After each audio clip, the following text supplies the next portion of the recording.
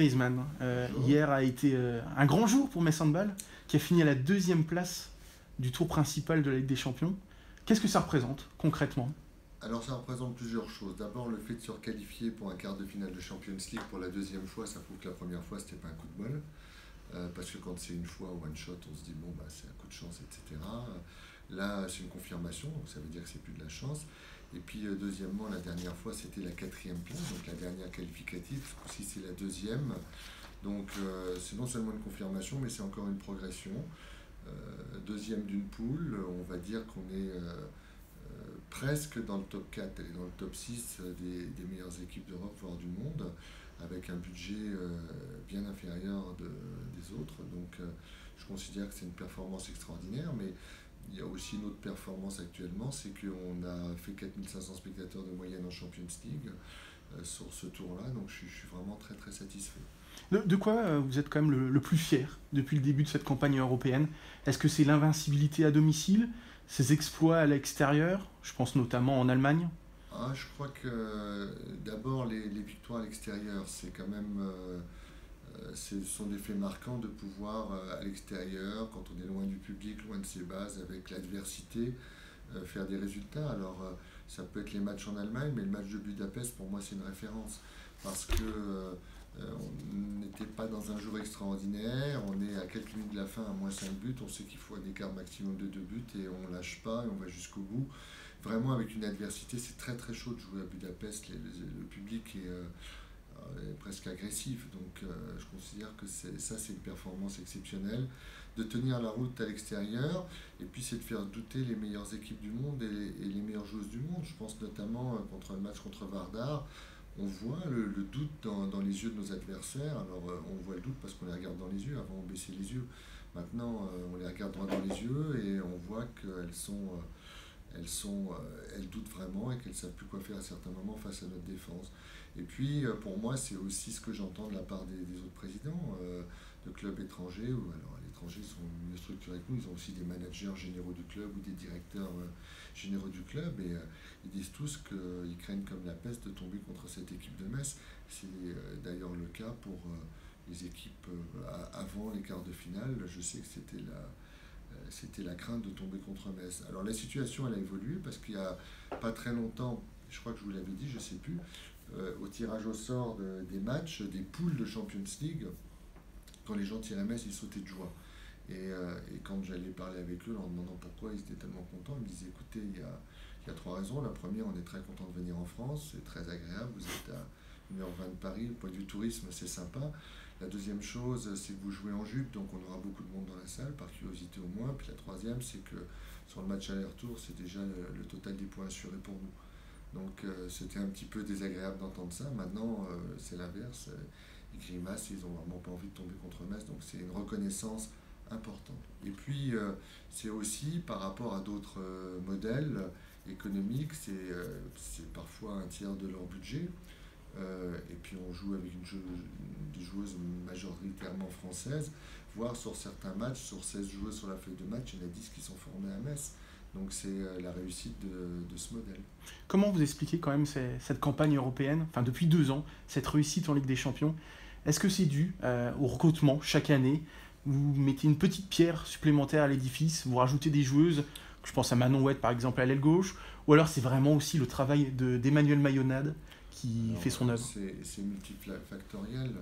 En premier lieu, je mettrai le travail d'Emmanuel Mayonade, qui est un professionnel exceptionnel, qui est passionné, qui prépare ses matchs de façon exceptionnelle. Il a les qualités, toutes les qualités, c'est-à-dire c'est un fin stratège, mais en même temps c'est entre guillemets un meneur d'hommes, un meneur de femmes, qui sait motiver son équipe et qui a une autorité sur cette équipe assez exceptionnelle. Alors les joueuses jouent pour elle, mais on voit qu'elles jouent aussi parce que pour récompenser le travail du staff et de l'entraîneur. Donc l'entraîneur, bien sûr, c'est fondamental.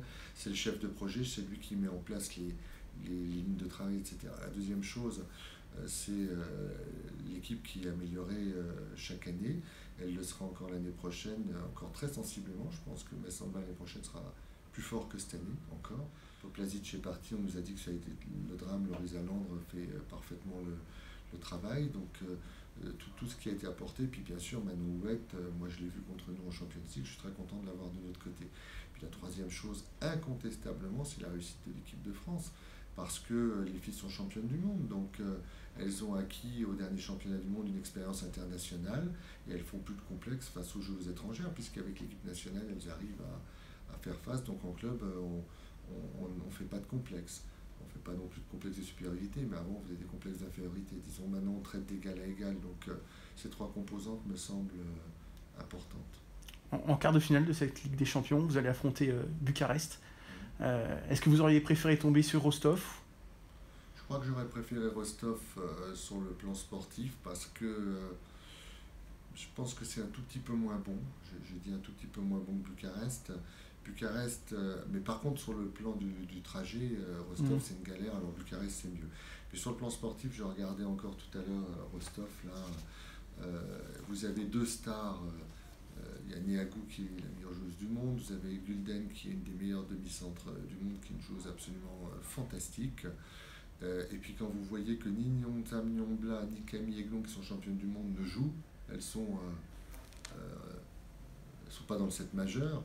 J'ai regardé sur le dernier tour, c'est Amanda Kurtovic, c'est l'arrière droite, qui a joué je ne sais pas combien de temps et qui est meilleure joueuse du tour précédent. Alors Camille Aiglon n'a même pas, enfin je crois qu'elle a joué très peu, et Nyongtam a joué très peu, deux championnes du monde qui ne jouent pas quasiment. Donc c'est dire le niveau de cette équipe, le pivot extraordinaire, la gardienne de but aussi, c'est vraiment très très fort. Et on part en plein inconnu. Sandman n'a jamais joué cette équipe, jamais. Quel que soit, il y a 5 ans, il y a 10 ans, il y a 15 ans, on ne les a jamais joués. On ne se connaît pas du tout, ça va être... on connaît les joueuses, mais on ne s'est jamais affronté, ça va être on part un peu dans l'inconnu quand même. Et d'ailleurs, pour parler de Rostov, on les a battus en match amical, donc il y avait un petit ascendant psychologique et on savait que c'était une équipe qui nous convenait. Là, on part vraiment dans l'inconnu. Je vais vous donner un chiffre, c'est 250 000. 250 000 euros, c'est le salaire par saison de Kristina Neagu. Ça prouve un petit peu la différence entre les deux clubs. Oui, bah écoutez, alors 250 000, laissez-moi faire un 24 000, bah c'est un 7 chez nous pour jouer, c'est 7 joueuses chez nous pour jouer, puisqu'on a des jeunes joueuses qui sortent du centre de formation, qui sont au SMIC, et puis que nos salaires sont tous des salaires qui sont à 2 à 3 fois le SMIC, donc c'est pas, voilà, par rapport à ça. Alors je pense que ça c'est la force de Metz Handball, c'est que c'est d'abord l'équipe, pas les joueuses. Et je pense qu'à Bucarest, quand on est une joueuse, donc ça paie à peu près 20 à 22 000 euros par mois. J'imagine ce que peuvent penser les autres joueuses autour et ce que peut penser le public. Enfin, moi, je suis très content de la façon dont ça se passe chez nous.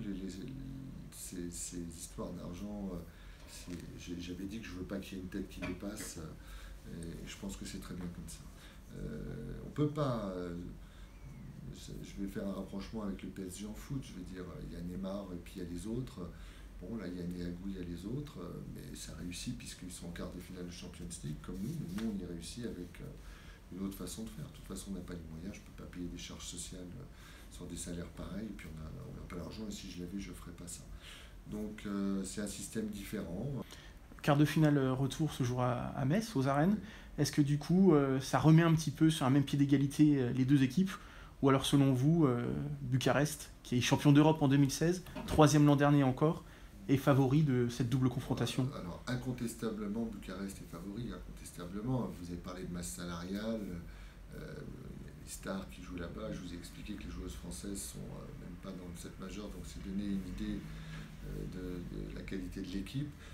C'est une équipe qui joue chaque année le Final Four, donc ça serait un drame pour elles de ne pas le jouer. Elles ont l'habitude de tout ça. Maintenant, on a... je regardais tout à l'heure encore des images de Győr l'année dernière. À un moment donné, on est à +5 quand même contre Győr à domicile. Et là-bas, on perd de 5 ou 6, je crois, je sais plus combien. Donc, c'est le champion d'Europe, on n'est pas très loin. Il n'y a pas de raison de faire des complexes, on va jouer avec nos armes. Si vous voulez, comment je vais dire, un pronostic, je vais dire que 55-45, 55 pour Bucarest et 45 pour nous, mais 45 c'est beaucoup. Il y a quelques années, j'aurais dit du 99-100, c'est 99 chances pour Bucarest, une pour Metz, au cas où Bucarest ait une épidémie de grippe revenant à Metz. Mais bon, là c'est 55-45, c'est pas si mal. Et je crois qu'à Metz tout est possible. Je pense que. Alors, moi je vais dire qu'on va aller là-bas pour faire un résultat qui nous permette d'espérer au match retour chez nous. Mais quand je dis ça aux filles, elles me disent on va aller là-bas pour gagner. Elles sont beaucoup plus ambitieuses que moi, elles sont plus jeunes et peut-être qu'elles ont, elles ont mieux conscience de ce que vaut cette équipe. Mais voilà, je pense que Bucarest aura une énorme pression et je pense qu'il y a une telle volonté chez nous. Je me rappellerai toute ma vie des pleurs des filles après avoir été éliminées contre Győr, alors que c'était normal, et même de Manu Mayonnaise, il était complètement bouleversé par cette élimination par Győr, qu'il n'y avait rien de... C'était normal, voilà. Donc quand on voit à quel point elles y croient, à quel point elles sont déçues de perdre contre le champion d'Europe, je pense qu'effectivement on a une réelle chance contre Bucarest, et je pense que Bucarest a dû grimacer au tirage au sort. Le Final Four, est-ce que vous en rêvez? Vous y pensez en vous rasant? Oui, j'en rêve. C'est le but d'une vie d'un dirigeant d'aller au Final Four. Je ne veux pas être présomptueux, ou peut-être c'est un signe de lassitude, mais un titre de champion de France de plus ou de moins, moi ça ne changera pas ma vie. Je veux dire, ça ne change rien. Je ne veux pas dire que je saute pas de joie, parce qu'ils ont tous une histoire, c'est tous particulier. Et puis cette année, on a Brest qui a 2 fois notre masse salariale, donc bon, c'est sûr que si on gagne, je serai content. Mais quand on gagne des titres de champion de France, c'est surtout, je suis content pour le staff qui a beaucoup travaillé toute l'année, et je suis content pour les joueuses qui sont venues à Metz. Je pense à Manon Houette ou à Laurie Lalande par exemple, qui sont venues pour gagner un titre de champion de France, et je suis content qu'elles nous font confiance et qu'elles aient le retour entre guillemets sur investissement, enfin voilà, puisque nos salaires sont inférieurs à ce qui se donne ailleurs. Donc, par contre, un Final Four, ouais, pour moi c'est une excitation énorme, et c'est un rêve d'y être, parce que même il y a 2 ou 3 ans, je ne pensais pas ça possible, je pensais qu'on n'irait jamais. Est-ce que depuis que vous savez que vous affrontez Bucarest, vous avez envoyé un petit SMS à Camille Aiglon ou Nontiane Nombla? Non, j'ai pas envie de les embêter avec ça, et puis pour leur dire quoi, on est content de vous voir. Par contre, je sais, notamment pour Nyons, que c'était pas son tirage au sort, enfin c'était pas son adversaire. C'est compliqué. Metz. Elle ne souhaitait pas tomber contre Metz, parce que je pense qu'effectivement elle est déjà dans la tête très très contente de nous rejoindre, de revenir à Metz. Donc je ne vais pas dire que c'est club de cœur, elle n'y est pas encore, mais je veux dire c'est un club français, elle est française, et elle va jouer à Metz l'année prochaine, donc je crois que c'était pas son tirage au sort favori.